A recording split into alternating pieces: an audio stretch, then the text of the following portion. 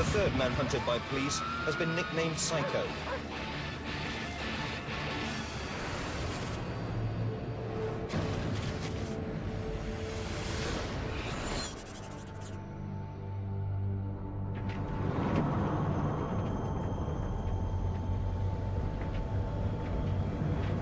I was 19 when I was arrested.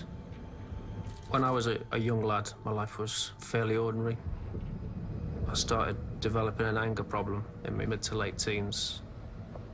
I think it's true to say that I was a very reckless and dangerous person.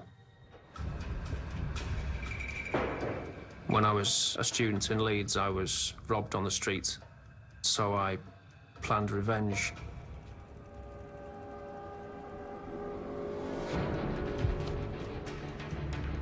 Made a homemade bomb and placed it near where they hung out in the hope that they would be injured.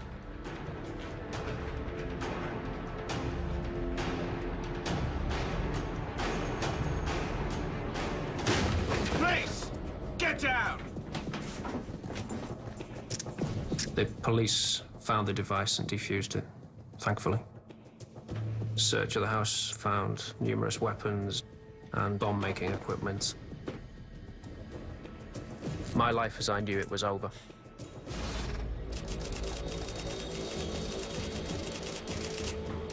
I was 19 when I was arrested.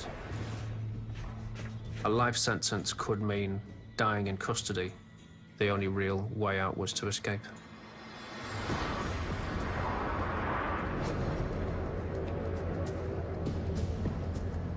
The easiest option for any prisoner to escape is to escape from a prison van. I was being transported to a maximum security prison somewhere in England. I knew it was now or never. The officer in front of me was in possession of both sets of cuff keys. Escape would depend on if I could terrify him enough into giving me those keys.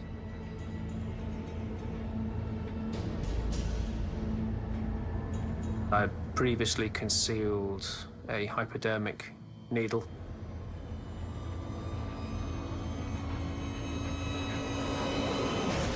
Stabbed myself in the arm. Wake up! Stop the van! Stop the van! I said, "You know that I've got AIDS.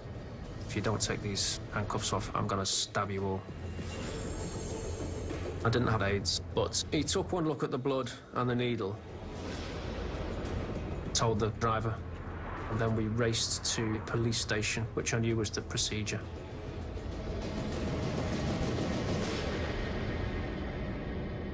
When we got to the police station, the officer who had the security keys ran away. He'd left the door wide open. Come on, let's go. Come on, come on, come on. I knew that at that point I wasn't really going anywhere.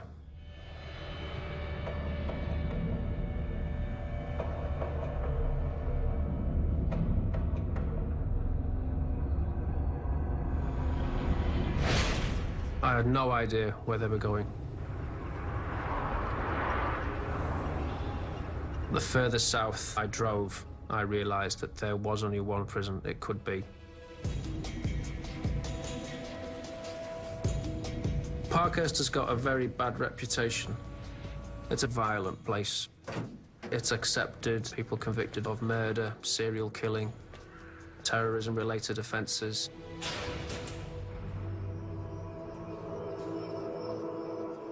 It was just horrendous. It's just a general atmosphere of extreme misery and despair.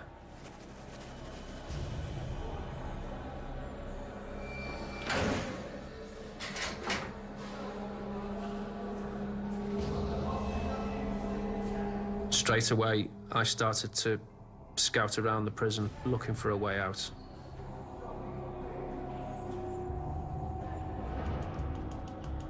The more I looked, the tougher it seemed.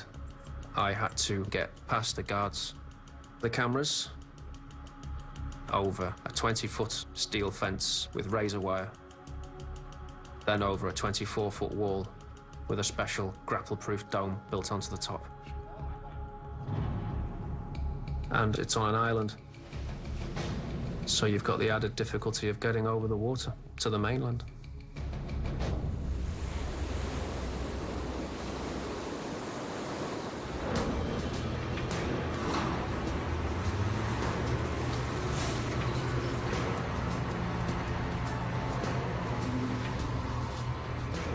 The only chink in the armour of Parkhurst was that they were having building renovation work done.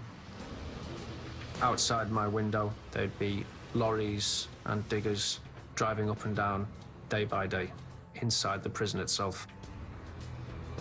If I could find a way to take a vehicle as it was leaving, then that could be my ticket out.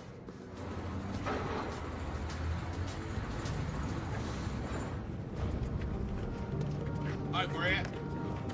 Oh, shoot.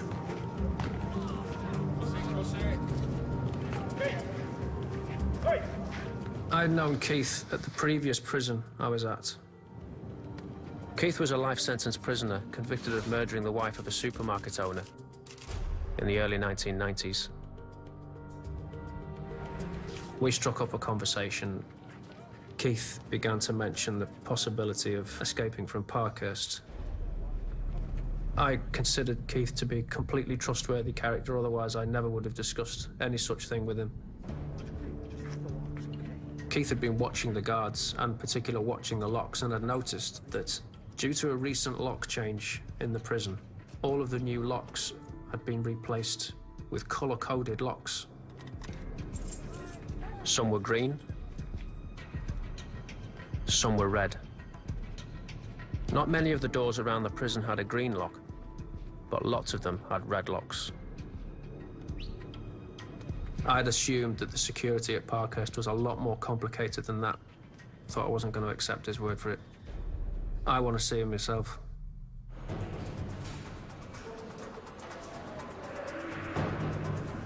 I spent a day or two walking round.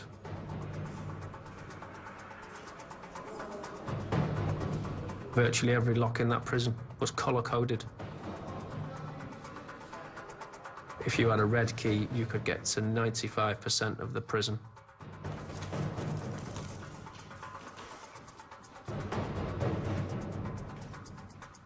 If you had a red key, you could walk into the vehicle compound. If I can get into one of those lorries, I can get out of this jail.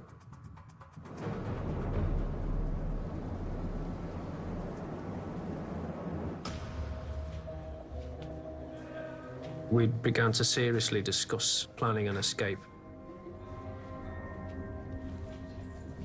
Keith said a key was basically just a shaped piece of metal. All we needed to concentrate on was making that shaped piece of metal. He managed to convince me that I had the ability to make a key for those locks. The prison ran lots of courses, so I applied for a place in a metal workshop class. We were watched by the guards all the time, so I had to be careful. But the workshop gave me access to what I needed to make the key.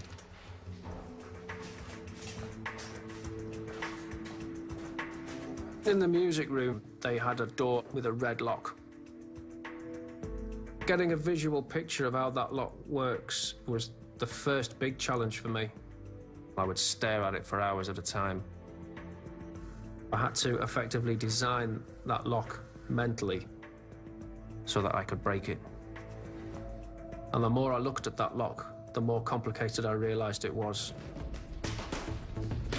But some of that information I needed came from prison officers inadvertently. When they would fall asleep with the keys out, you can get a certain amount of information there from a key by how it looks.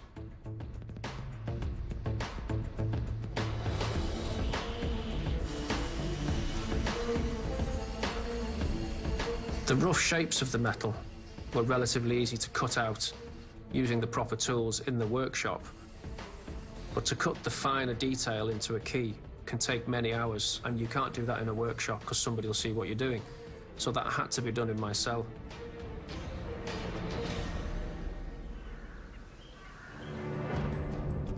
I was extremely nervous every time I took that key out. There's no excuse that you can have to have a copy of a key in prison. That's big trouble. It's a very laborious task. I was worried about making too much noise as well. It's a very distinctive sound.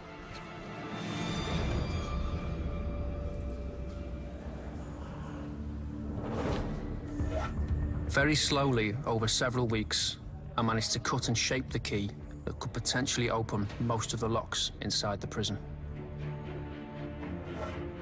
The problem was, you only have to get one of those patterns slightly wrong, and the key won't work.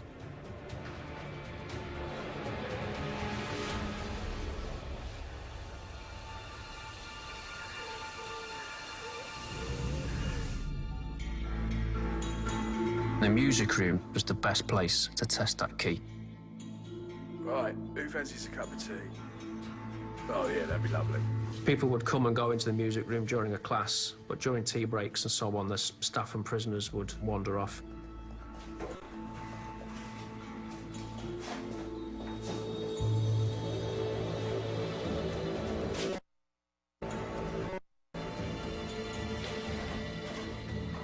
Put the key in the lock.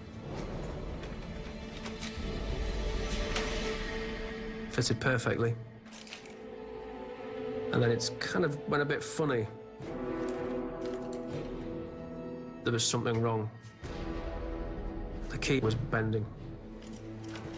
Tried to take the key out of the lock. That key was stuck.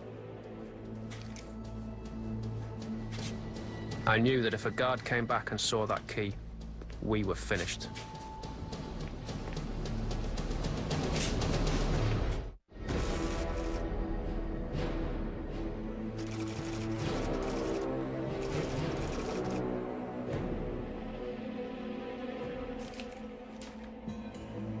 There were members of staff coming in and out of the room, and all of the time there was a half-made key stuck in that lock, with me sat there next to it.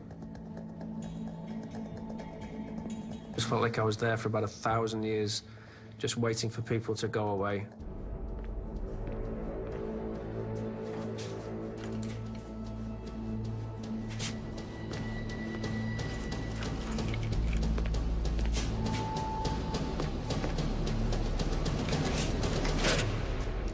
I managed to fish the key out, and I realized that I needed a much, much stronger key. I had to remake that key from scratch with a much stronger metal, using steel. Cutting through steel, an inch-long piece of hacksaw is really very difficult. It cut my fingers up quite badly.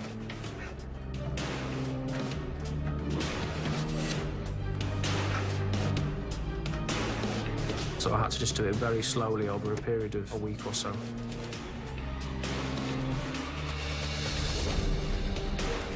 Once I was happy, took it back to the music room, waited till the coast was clear, put the key in the lock, gave it a twist.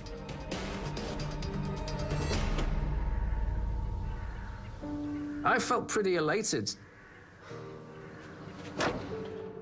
The entire prison was open. We could go anywhere we wanted.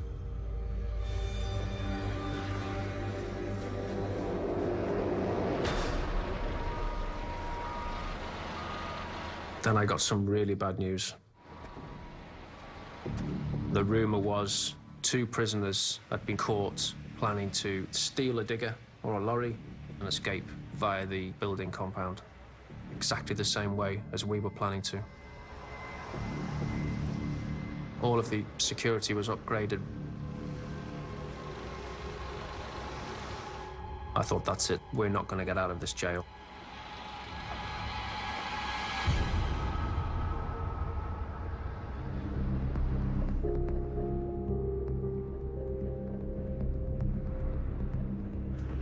We discussed what our next step should be. Yeah, you're right. Me and Keith decided to try and think of an alternative way out of the prison using that key. I knew our key would open many of the internal doors, but I wasn't sure which ones. I decided to build a mental map of the whole prison.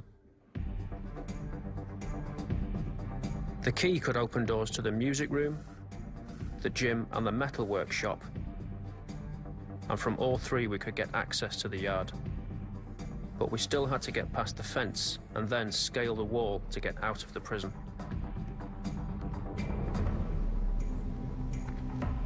Ultimately, we needed to get over a 20-foot steel fence with razor wire,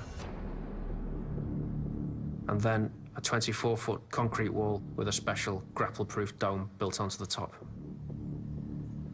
The only way over that wall, realistically, was to make a strong ladder and climb over it. Building a 24-foot ladder was a serious challenge. It seemed impossible. I thought about it for hours. But then I realized that the answer to everything lay in that metal workshop. We could construct a ladder during classes and hide it in parts all around the workshop. Then, using our key, we could go at night to the workshop, assemble the ladder, grab the wire cutters, and from there, cut the fence and scale the wall. The only problem was I'd just been banned from the metal workshop. I'd fallen out with the instructor about making some metalwork sculptures I was working on. He didn't like my attitude, I didn't like him, and he was in charge, so I got banned. We needed to recruit somebody else to make that ladder for us.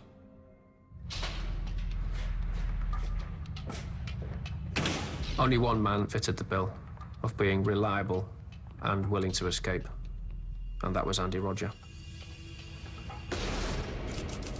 Andy was serving life for killing a security guard. He could be there for 20 years, and he was determined to escape. As Andy was the workshop orderly, he had a trusted position and had access to everything in that workshop, which made him ideal for that job.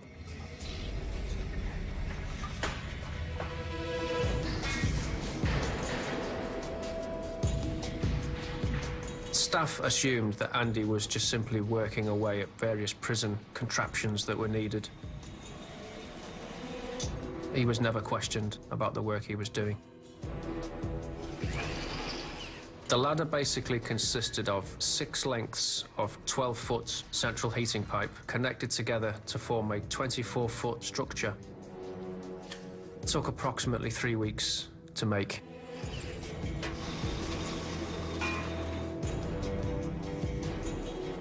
It was hidden in parts all around the workshop.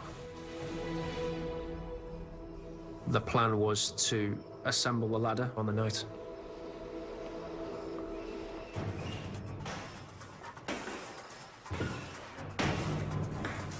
We all agreed we should start our escape from the gym because it had the weakest security. But it also presented us with a problem. There were 2 doors from the gym that we knew we could open, but outside there was a 3rd gate which I hadn't been able to test. We needed to get through that gate to reach the metal workshop, grab the ladder and scale the fence and wall. Despite not knowing if the 3rd gate would open, we all agreed going from the gym was our best bet.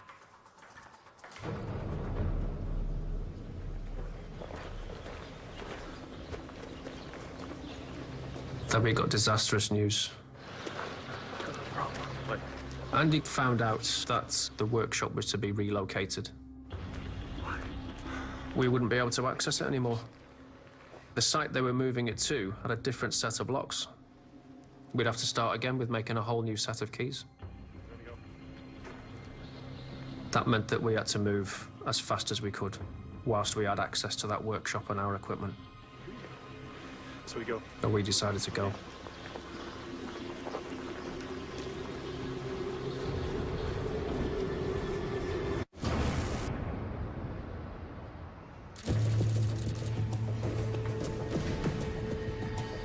The gym was full that night. There was a lot of prisoners walking about. We were all in a state of nerves. The plan was that I would run on ahead, unlock all of the gates, then run back to the gym, give Andy and Keith the nod. They would run to the workshop, and I would follow them on and lock all the gates behind them. There'll be a roll check in the gym in half an hour. We were ready to go.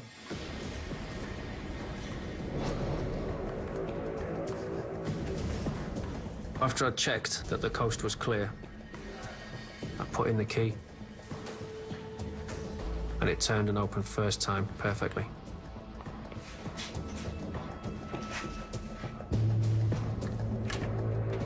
The key worked on the gate behind it too. So far, so good. I then ran towards the third gate. Our entire escape really depended on whether we were going to get through that gate or not. Without access to the exercise yard, we would never get to the workshop.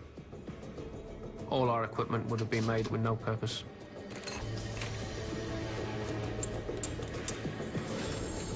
It wouldn't turn.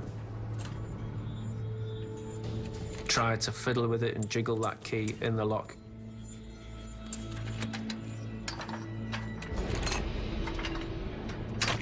Finally, the key worked. I ran back to the gym.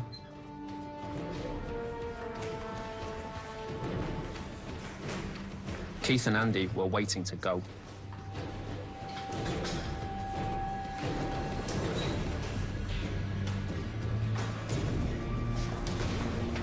We had 25 minutes to make that ladder, cut a hole in the fence, and climb over that wall.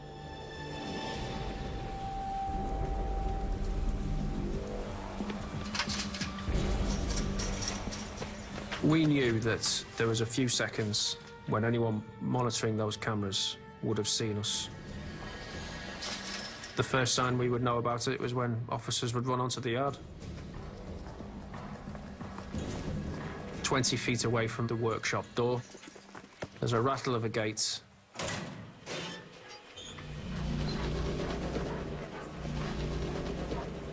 Out comes an officer with a drug dog.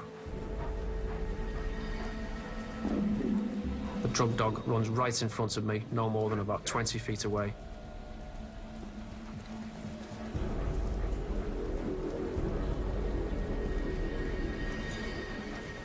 Looked in my direction.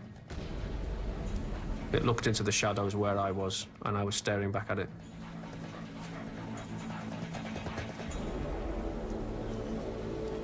And I thought, that's it, we're caught. That's it, it's over.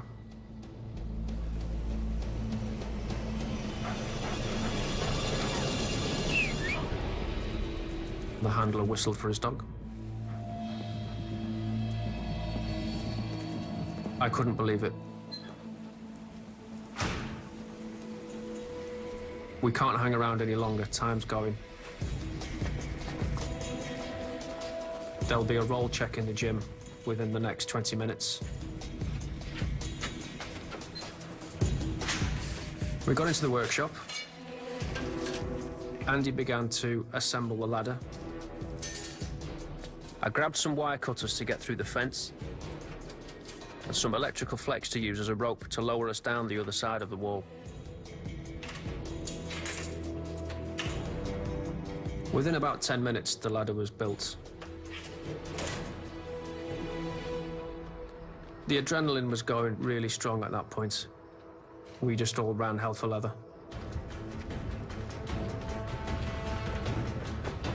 The next job is to hit that fence, cut through it as fast as we could, and get that ladder up against the wall.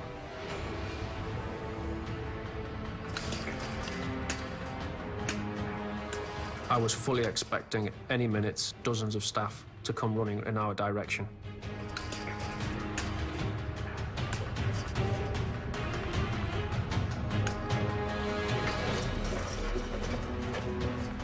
We were now facing the last barrier that prison had to offer, the wall.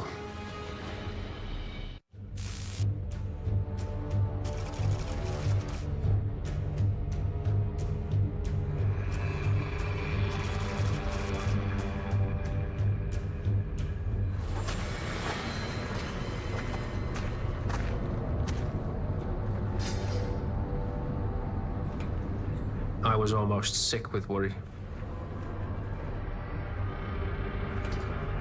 We didn't know how much weight that ladder was going to take.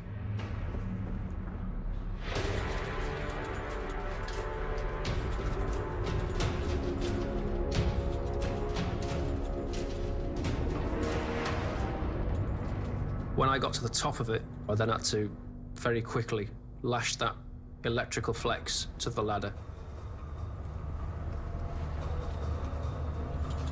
whilst Andy climbed up. I prepared to go down the other side.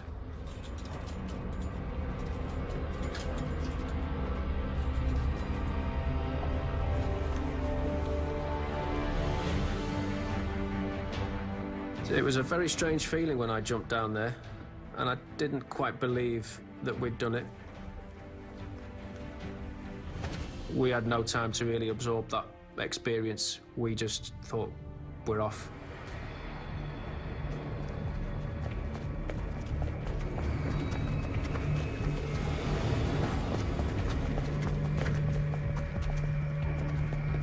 The next stage was obviously getting off the island. Keith had explained to me that he did have a pilot's license and that there were 3 airfields on the Isle of Wight, all within 5 minutes' drive. Our next objective was to get a car. Take that car to Sandown Airfield. Keith would then hotwire the aeroplane. We would get it started and fly to the mainland.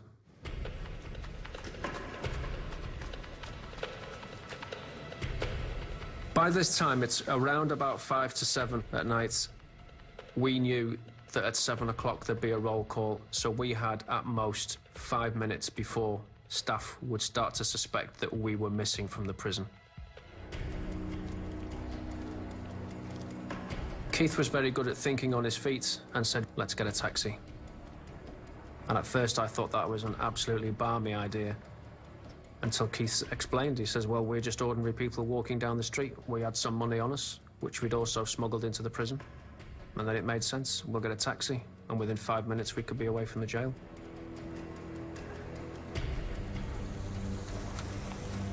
We picked up a taxi almost immediately.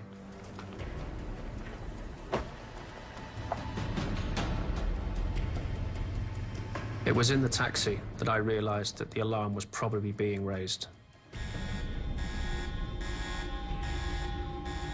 I received news of the breakout very shortly after 8 o'clock in the evening.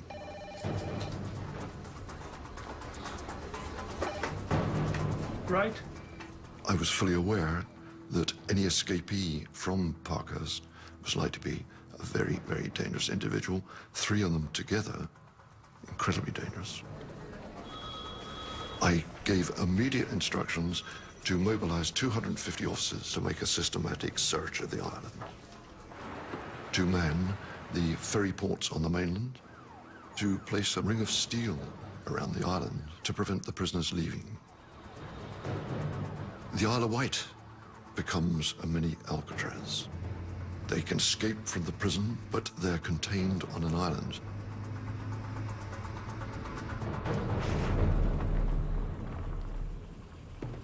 We pulled up and then all walked around to Sandown Airfield. I was absolutely baffled when I got to that airfield. It looked like a farmer's field, and it was in complete darkness, aside from one night watchman sat in a small hut. We couldn't let that man see us. It was far too suspicious to see anyone on that airfield prowling around at night.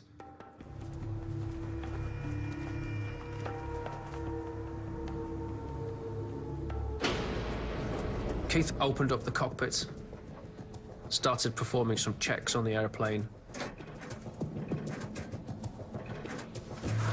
What's taking so long? There was no battery in the plane.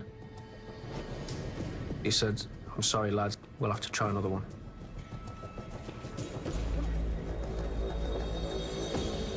If we couldn't get that one running, we knew that we were basically sunk and trapped on that island.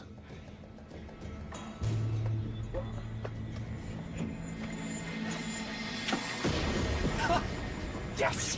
Yes! The dashboard immediately lit up. My heart leapt, and I thought, fantastic, let's get that in the air. Oh, Unfortunately, Keith said that that was just a built-in mechanism to check the plane. We still had to turn it on the way you would turn on a car engine. We good? And this is where we hit problems. The lock was far too complicated. At this point, I started to panic. My heart sunk because I knew we weren't leaving the island anytime soon. We decided to abandon the airplane idea. Gonna go on the boat. Gonna use boat. Let's go. Go. I was absolutely gutted that we had to leave that airplane standing in a field. What made it worse was that I knew the police would now be looking for us.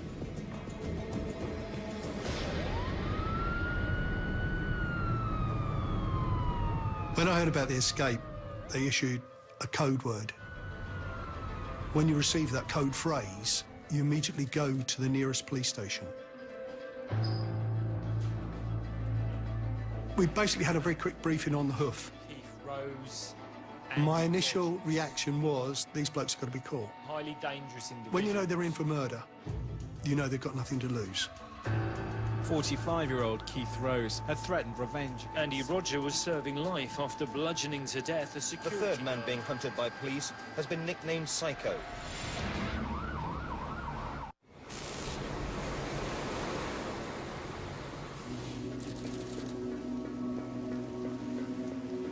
We'd been walking for about 4 or 5 hours.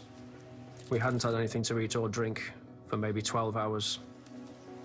We were just absolutely shattered.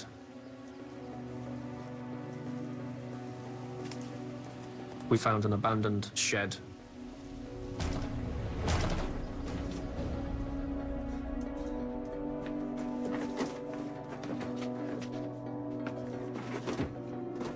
That night was absolutely freezing cold, and there wasn't really that much shelter except a large sheet of plastic. The wind was blowing through the gaps in the wood, and we just shivered all night.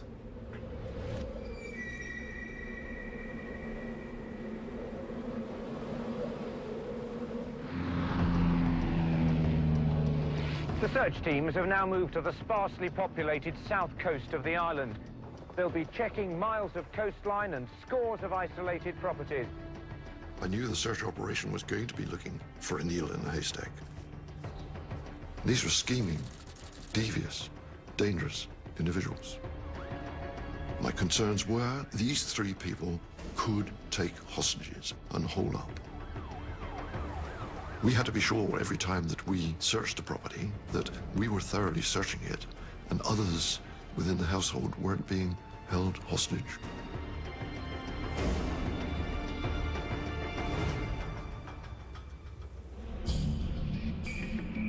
One of the pieces of kit that I'd taken with me was a shaving kit. Keith cut off his beard.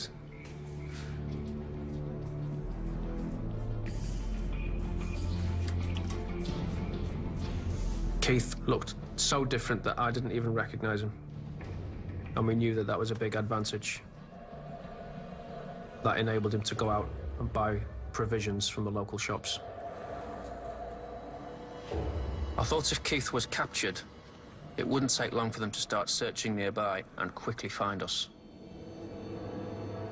Before Keith left, we agreed that if he didn't return within an hour and a half, we would have to assume that he'd been taken. And at that point, we would leave the shed and go our separate ways.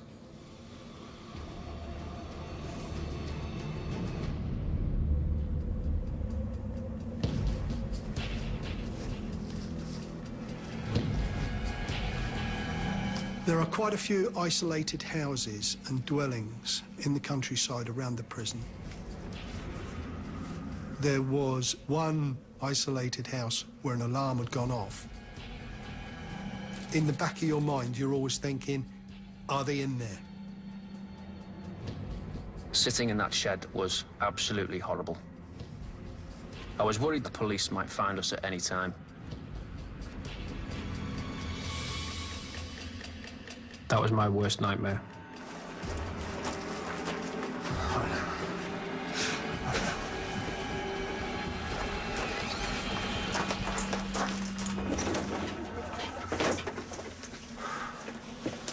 Police alarm. It was a total false alarm. We were frustrated. You've got to catch them. You've just got to keep going and going and going. Andy and Keith were certainly becoming more and more anxious about moving. I wanted to stay. My opinion was that the longer we waited, the better the chances we had when we tried to find a boat. Keith suggested that he would ring a friend of his who may be able to come to the island and put us in the back of a van and take us off the island that way. No, I didn't like that idea at all. I had no idea who this man was. I'd never met him. I'd said to Keith, do not ring anyone. Keith went out that night to get food and drink like he had before.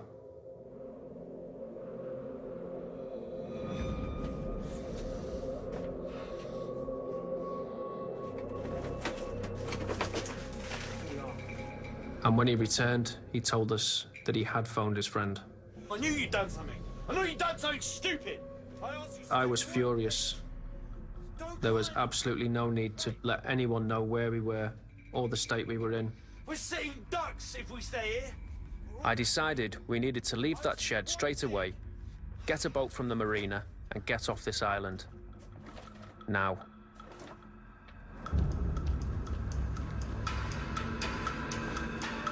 We started walking separately. Andy and Keith walked ahead. The idea behind that was that if any of us were spotted, at least the other two would have a chance to run off. I'd been given a responsibility to take a patrol out. As we came up the slope of the road, I saw two men walking with their heads down.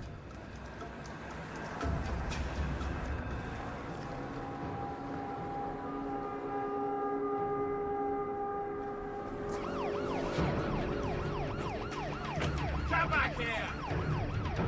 I decided to go it alone. Whatever was going to happen now, Andy and Keith were on their own. Don't even think about it. You're nicked. I shouted, urgent, urgent, urgent. We have detained Rose, we have detained Rogers. Williams has run off. I knew dog handlers would now be en route. I also ordered the aircraft because I knew he had thermal imaging.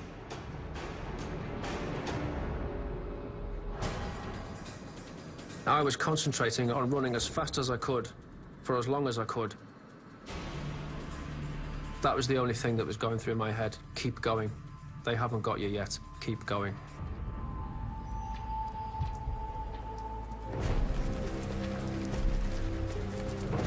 I could see several boats, all of about the right size. I ran to a boat which had hanging from its back a small dinghy.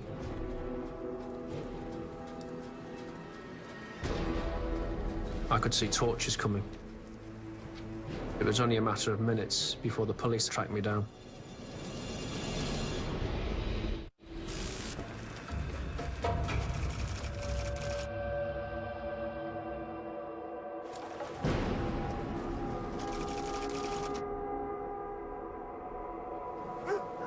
The police were heading through the trees.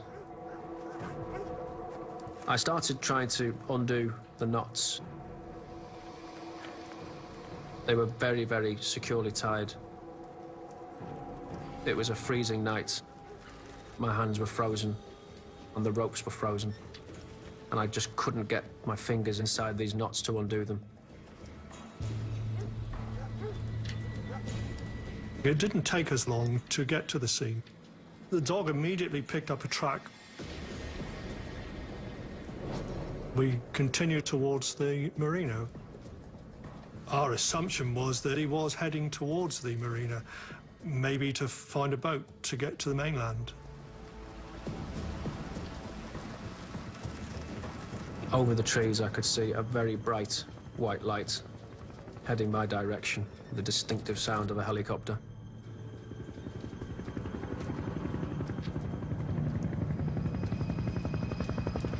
The big problem with a helicopter was its thermal camera, which means that it can see the body heat. It can spot you under any kind of hiding. The only realistic way I could think of avoiding that thermal camera was to get under the water.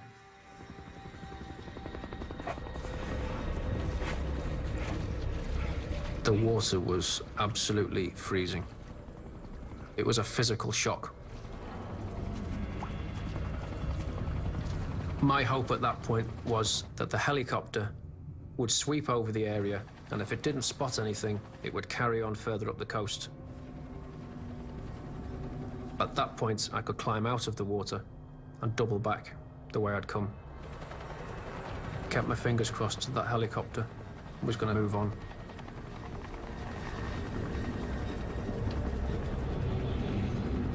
I could feel my whole body starting to shut down, and the pain soon became absolutely excruciating. I started to actually lose my senses. My hearing started to go.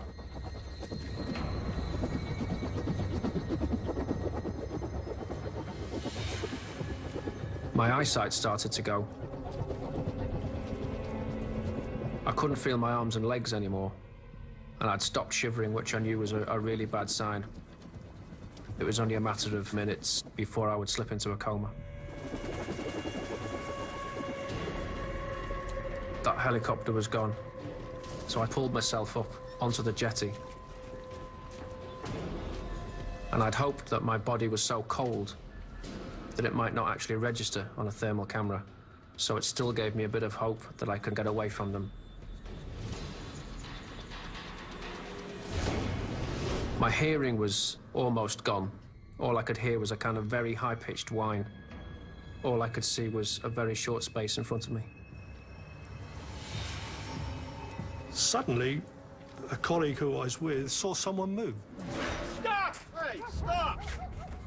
Hey, you there, stop! As we got close to him, he jumped in the water.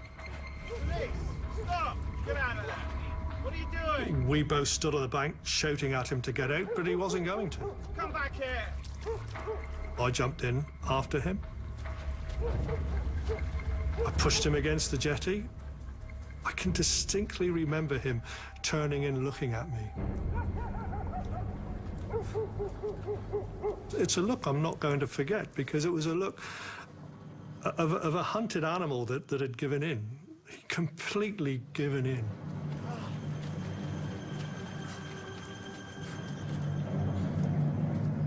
At that point, I didn't have any choice. I was just captured.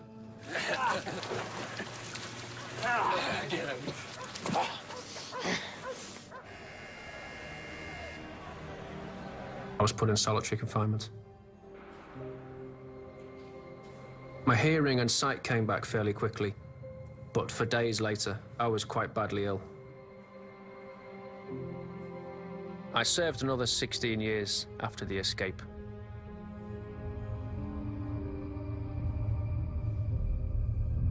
Despite everything that had happened, I was still determined to try again.